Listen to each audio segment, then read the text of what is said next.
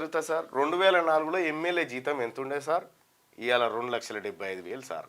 మేము ఎందుకు పనికిరాం? మళ్ళా ఏ దానికి పనికిరాం. 98% పిల్లలు ఎస్సీ ఎస్టీ బీసీ మైనారిటీ పిల్లలే.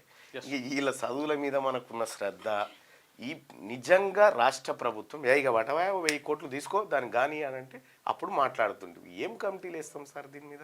ముఖ్యమంత్రి గారు నిజంగా మనకు ఈ వర్గాల మీద ఈ పేద బిడ్డల మీద ప్రేమ ఉంటే 1000 కోట్లు వేయండి సార్. 1000 కోట్లు వేయండి. నేను కూడా చెప్తా ఉన్నా, మేము ఎమ్మెల్సీగా గెలిచినాం సార్, ₹1 లేదు.